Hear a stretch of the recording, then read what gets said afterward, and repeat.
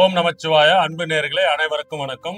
நாம் இப்பொழுது ஜூலை மாத பலன்ல பார்க்க போறோம். ஜூலை மாதத்துல பாத்தீங்கன்னா ஒவ்வொரு கிரகமும் எந்தெந்த இடத்துல இருக்காங்கன்றது ரொம்ப முக்கியங்க. ஏன்னா மாத பலன்றது பாத்தீங்கன்னா மாத கிரகங்களான செவ்வாய், சூரியன், புதன், சுக்கிரன் இவங்க பாத்தீங்கன்னா ஒரு ஒரு மாதமும் டிராவல் அடைஞ்சுக்கிட்டே போகும்போது ஒரு ஒரு இடத்துக்கு மாறும் போதும் வருட கிரகங்களான குரு பகவான், கேது, ராகு, சுக்கிரனோட இணையும் பட்சத்தில், அதாவது ஒன்றுக்கொன்று தொடர்பு பற்றும் பட்சத்தில், அதாவது ஒருவரும் பார்த்துக்கிறதும் அவரோட வீட்டுல இவர் போய் இருக்கும் போதும் ஒரு ஒரு மாதமும் ஒருவருக்கு ஏற்ற மாதிரி பலன்கள் மாறும். உங்களுக்கு தேவையான சில விஷயங்களும் நல்ல விஷயங்கள்லாம் நம்ம பண்றதுக்கான நேர காலங்கள் நம்மள கூடி வரும். சில பேருக்குலாம் பாத்தீங்கன்னா கல்யாண வாழ்க்கைக்குள்ள போறது, மேரேஜ் வாழ்க்கைக்குள்ள போற அமைப்பு, சில பேருக்கு வேலை கிடைக்கிறது, தொழில்ல மாற்றம், முன்னேற்றம்.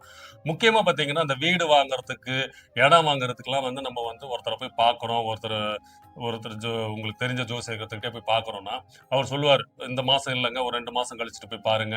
இந்த டைம்ல தான் உங்களுக்கு, ஏன்னா உங்களுக்கு 4ஆம் இடத்தையும் பார்க்கணும், செவ்வாயையும் பார்க்கணும். ஏன்னா வீடு இடத்தை பார்க்கும்போது உங்க ராசிக்கு, உங்க நட்சத்திரத்துக்கு என்ன மாதிரி பலன்கள்லாம் இருக்கும். இப்போ செவ்வாயை பொறுத்துதான், ஏன்னா நிலக்காரர்கள், பூமிக்காரர்கள் அவரவரோட அடிப்படையில தான் உங்களுக்கு பூமி இடம் வாங்குறது, இல்லைன்னா வீடு கட்டுறதுக்கான அமைப்பு. ஏற்கனவே இடம் இருக்குங்க, அதுக்கு வீடு கட்டுறது அமைப்பு எல்லாம் இதனோட மாத கிரகங்கள் எந்தெந்த இடத்துல உங்க ராசிக்கு இருக்காங்க, அதன் அடிப்படையில் தான் அவங்க தேதி குறிச்சு தருவாங்க. அதே மாதிரி பாத்தீங்கன்னா சனியோட நிலைமை வச்சு உங்களோட தொழில் எப்படி இருக்கும், பிசினஸ் ஆரம்பிக்கலாமா, வேலை கிடைக்குமா, இல்ல வேலையில உங்களுக்கு பதவி உயர்வு கிடைக்கிறது, உங்களோட கிரகம், உங்களுக்கு சாதகமான கிரகம், பாதகமான கிரகங்கள் கூட இருக்கும் போது அதனோட நிலைமை நமக்கு தெரிய வரும்.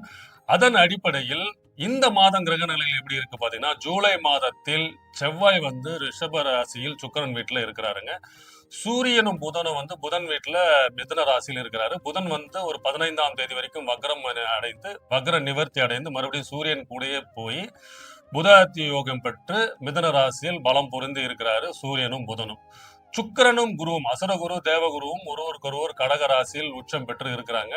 ஜூலை 5ஆம் தேதி வாக்குல பாத்தீங்கன்னா சுக்கிரன் சிம்ம ராசிக்கு பெயர்ச்சி அடைகிறாரு, கேதுவோட இணையறாருங்க.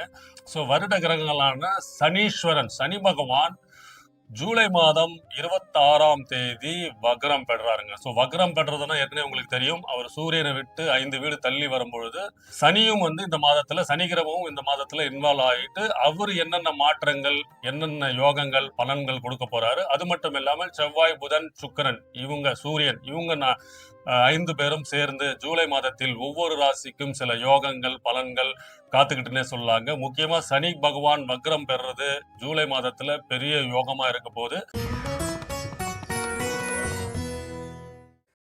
மேஷ ராசி நேயர்களே, இந்த ஜூலை மாதம் உங்களுக்கு சிறப்பான யோகத்தை கொடுக்கறது காத்துக்கிட்டு இருக்காரு. செவ்வாய் பகவான் உங்க ராசிநாதன் உங்களுக்கு 2ஆம் இடமான தனஸ்தானத்தில், குடும்பஸ்தானத்தில், வாக்குஸ்தானத்தில், சுக்கிரனோட வீட்டுல, அவரோட நட்பு கிரகம், அதாவது சமம், அவருக்கு பகை கிடையாது, சமம் என்ற அடிப்படையில உங்களுக்கு 2ஆம் வீட்டுல செவ்வாய் இருக்கிறாருங்க. அதே மாதிரி உங்களுக்கு முக்கியமான கிரகமான பஞ்சமாதிபதி, அதாவது 5க்கு அதிபதி, பூர்வ புண்ணியாதிபதி புதனோட உங்களுக்கு 3ஆம் இடத்தில் மிதுன ராசியில் இருக்கிறாரு, சூரியனும் புதனும் சேர்ந்து. சரிங்களா? அது மட்டும் இல்லாமல் உங்களோட தனாதிபதி சுக்கிர பகவான் குருவோடு, தனக்காரகன் குருவோடு இணைந்து கடகராசியில் இருக்கிறாங்க. சோ இந்த கிரக நிலை அடிப்படையில் இந்த மாதம் உங்களுக்கு என்னென்ன வளங்கள், என்னென்ன யோகங்கள், சில விஷயத்துல என்னென்ன ராஜயோகம் அடிக்க போது, என்ன, அதாவது புதிய அதிர்ஷ்ட வாய்ப்புகள் காத்துக்கிட்டு சொல்லலாங்க. ஏன்னா 2ஆம் இடத்தில் உங்க ராசிநாதன் இருக்கும் பொழுது நீங்கள் உங்கள் குடும்பத்திற்காகவும் சேமிப்பிற்காகவும் முயற்சி பண்ணுவீங்க. இந்த மாதம் உங்களுக்கு சேமிப்பு உண்டாகும், தனவரவு உண்டாகும். அதன் மூலமா உங்களுக்கு பொருளாதார வளர்ச்சி, முன்னேற்றம் காணப்படும். முக்கியமா இந்த வேலை தொழில இருக்கிறவங்களுக்கு எல்லாம் லாபம் உண்டாகும்.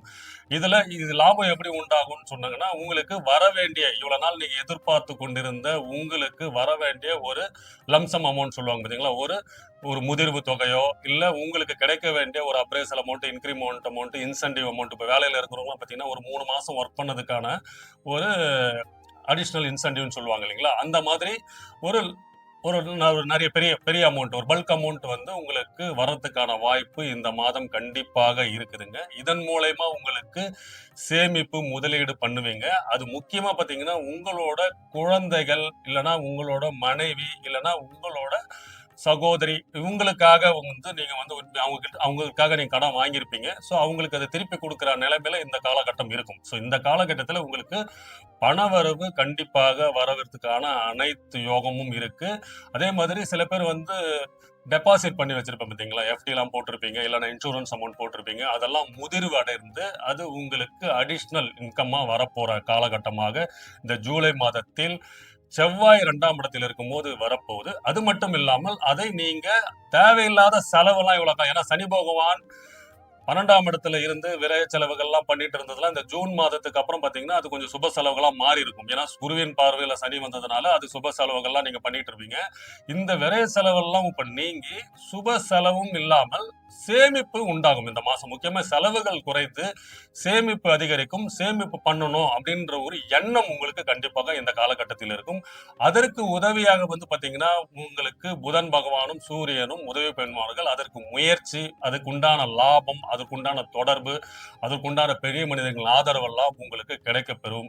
அதே மாதிரி பாத்தீங்கன்னா பூர்வீகத்தில் இருந்து வந்த பிரச்சனை தீரும். குலதெய்வ கோயிலுக்கு போயிட்டு வருவீங்க. குலதெய்வ அருள் இந்த மாதம் கிடைக்கும். ஸோ இந்த காலகட்டத்தில் உங்களோட நண்பர்கள், உங்களோட தோழர்கள் மூலயமா உங்களுக்கு வந்து புதிய தொழில் ஆரம்பிக்கிறதுக்கான அனைத்து யோகங்களும் இந்த மாதம் இருக்கும். ஏன்னா 3ஆம் இடத்துல 3ஆம் அதிபதி பலம் பொருந்து இருக்கும் இந்த காலகட்டத்தில். அதன் மூலயமா உங்களுக்கு புதிய ஒன்றுக்கும் மேற்பட்ட தொழில் பண்றதுக்கான ஐடியா உங்களுக்கு வரும். இப்ப ஏற்கனவே ஒரு வேலையில இருக்கீங்கன்னா அதுல உங்களுக்கு ஒரு ஊதியம், அதுக்கு உண்டான செலவெல்லாம் வந்துட்டுன்னா இது தனியா ஒரு அடிஷனலா இன்னொரு பிசினஸ் ஆரம்பிக்கலாமே. இது நமக்கு ஒரு இதுவா இருக்கும். ஏன்னா சில பேர் அரசாங்க துறையில இருந்தாலும் சரி, ஒரு பிரைவேட் ஜாப்ல இருந்தாலும் இந்த வேலை விட்டதுக்கு அப்புறம் நம்மளோட தொழில் எப்படி இருக்கும், நம்மளோட வருமானம் எப்படி இருக்கும், நிரந்தரமா நம்ம எப்படி வந்து ஒரு இது பண்றதுன்றது ஒரு யோசனை பண்ணிட்டு இருப்பீங்க. அந்த யோசனைக்கு ஒரு ஒரு ஹெல்ப் பண்ற மாதிரி உங்களுக்கு யாராவது வந்து ஐடியா கொடுப்பாங்க. ஸோ அதுக்கு உண்டான வழிமுறைகள் இந்த மாதம் உங்களுக்கு கண்டிப்பா கிடைக்கும். ஏன்னா அந்த வழிமுறை வச்சுட்டு நீங்க ஒரு சின்னதா ஒரு தொழிலோ இல்ல சின்னதா ஒரு பிசினஸோ வாங்கி வைக்கிற மாதிரி, அதாவது நீங்க ஒரு முதலீடு பண்ணாம, ஏன்னா இப்போ வந்து நிறைய உங்களுக்கு வந்து செலவுகள், விரயங்கள், கடன்கள்லாம் ஆயிக்கொண்டே தான் இருக்குது. அதுக்குண்டான சுப விரயங்கள்லாம் நீங்க பண்ணிட்டு இருப்பீங்க. உங்களுக்கு வர வேண்டிய இப்போ ஏதோ ஒரு அமௌண்ட் வருதுன்னா அதுக்கு ஒரு பிளானே வச்சிருப்பாங்க உங்க மனைவி. ஏன்னா இந்த மாதம் பாத்தீங்கன்னா 2ஆம் இடத்துல செவ்வாய் இருக்கிறதுனால உங்களுக்கு ஒரு அமௌண்ட் வருதுன்னா நீங்க ஏற்கனவே சொல்லிட்டு இருந்துன்னு வச்சுக்கோங்களேன். கண்டிப்பா சொல்லியிருப்பீங்க இந்த காலத்துல. சொல்லிட்டு இருந்தீங்கன்னா அதுக்கு பிளான் வச்சுட்டு இருப்பாங்க அவங்க நேரம். ஸோ இதுக்கு வந்து இதை கட்டணும், ஏற்கனவே இதை வாங்குறதுக்கு கட்டணும்ட்டு அவங்க ஒரு ஷெடியூல் போட்டு கொடுத்துருவாங்க. அதனால உங்களுக்கு வர வேண்டிய அமௌண்ட்டை வந்து சொல்லாமல் இருப்பது நல்லது. ஏன்னா இதன் மூலயமா சேமிப்பு அதிகரிக்கும். இதன் மூலயமா உங்களுக்கு என்னன்னா உங்களோட தோழர்கள், நண்பர்கள் மூலயமா உங்களுக்கு புதிய ஐடியா, வசதி, அதை வந்து இந்த மாதிரி பண்ணலாம். நீ வந்து முதலீடு எதுவும் பண்ணாத, உன்னோட ஒர்க்கிங் பார்ட்னர் மாதிரி நீ வந்து என் கூட இருங்க.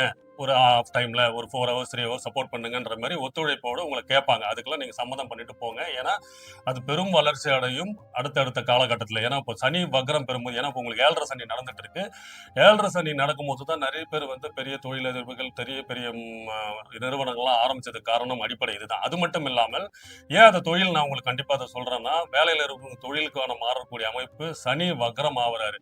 சனி பகவான் உங்களுக்கு 10க்கு அதிபதி, 11க்கு அதிபதி. இப்போ நார்மலா உங்களுக்கு வந்து விரயங்கள், சங்கடங்கள்லாம் கொடுத்திருந்தாலும் இந்த ஜூலை மாதத்தில் சனி பகவான் வக்ரம் அடையும் போது தொழிலில் ஒரு மாற்றத்தை கொடுப்பார், தொழிலில் ஒரு வேகத்தை கொடுப்பார், தொழிலில் இருந்து வந்த மந்த நிலைமையை போக்குவார், தொழிலில் இருந்து வந்த லாபம் எல்லாமே உங்களுக்கு வந்து ஒரு டிலேயா இருந்தது பார்த்தீங்களா, அதெல்லாம் வரக்கூடிய நிலைமை கண்டிப்பாக இந்த ஜூலை மாதத்தில் அது செவ்வாய் பகவானவர் அவர் 3ஆம் பார்வையை பார்க்கிறார். ஸோ வக்ரம் பெற்ற சனி வந்து செவ்வாய் பகவான் 3ஆம் பார்வையை பார்க்கும்போது உங்களோட முயற்சிகள் அனைத்தும் வெற்றி அடையும். அதாவது உங்களுக்கு இவ்வளவு நாளா நீங்க வந்து முயற்சி பண்ணிட்டு இருப்பீங்க, வாய்ப்புகள் எல்லாம் தேடி கொண்டு போயிருப்பீங்க பார்த்தீங்களா, அதெல்லாம் உங்களுக்கு சாதகமாக அமைந்து வெற்றி பாதையை நோக்கி செல்லக்கூடிய காலகமாக இது இருக்க போகுது. ஏன்னா சனி வக்ரமா அடைந்து செவ்வாய், அதாவது உங்க ராசினரை பார்க்கும்போது உங்களோட முயற்சிகள் அனைத்தும் வெற்றி அடையும். அது எந்த முயற்சியாலும் இருந்தாலும் சரி, பழைய கடனை தீர்க்கறதுக்கு நீங்க போனீங்கன்னா அதை தீர்த்துருவீங்க. எதிரிகளை வந்து விலகக்கூடிய அமைப்பெல்லாம் இருக்கும். தொழில இருந்து வந்த எதிரிகள் விலகுவார்கள். அது மட்டும் இல்லாமல் உங்களுக்கு ஒரு உடல் ஆரோக்கிய பிரச்சனை, ஒரு மாதிரி ஒரு மந்த நிலைமை இருந்ததெல்லாம் மாற்றம் ஏற்படும். ஸோ 2ஆம் இடத்தில் செவ்வாய் பலம் பொருந்தி உங்களோட தனஸ்தானத்தில் இருக்கும் காலகட்டத்தில் அதாவது சனி பகவானும் வக்ரம் பெறும்போது உங்களுக்கு அவர் நேரா 6ஆம் இடத்தை தான் பார்க்கிறாரு, 7ஆம் பார்வை. அதனால போட்டி, தொழிலில் இருந்த பிரச்சனை எல்லாம் தீரப்போது, லாபம் அதிகரிக்கும், சேமிப்பு அதிகரிக்கும். ஸோ ஜூலை மாதத்தில் மேஷ ராசிக்காரர்களுக்கு சேமிப்பு, திடீர் பண வரவு, அதன் மூலயமா வந்து ஆதாயம், அதே மாதிரி உங்க மனைவி, குழந்தைகளுக்கு வந்து ஒரு சேமிப்புக்காக வந்து தங்க நகைகள் வாங்கி கொடுக்குற அமைப்பெல்லாம் இருக்கும். நண்பர்கள் உதவியோடு இல்லைன்னா உங்களோட சகோதரிகளின் உதவியோடு புதிய பிசினஸ் ஆரம்பிக்கிறதுக்கான காலகட்டமாக இருக்க போது, சனி பகவான் வக்ரமடையும் ஜூலை மாதத்தில் செவ்வாய், சூரியன், புதன், சுக்கிரன் இவங்க எல்லாம் சேர்ந்து சனியோட ஆதிக்கத்தில் ஏன்னா உங்களுக்கு நார்மலா ஒரு 10க்கு அதிபதி லாபாதிபதினால இந்த மாதம் தொழில் மூலமா உங்களுக்கு லாபம் வரக்கூடிய வராத பைசாலாம் வரக்கூடிய அமைப்பு. உங்களுக்கு வர வேண்டிய நியாயமான சொத்துக்களும் எல்லாமே உங்களுக்கு இந்த மாதம் கிடைக்கப் பெறுவீர்கள். வாழ்க வளமுடன். வணக்கம்.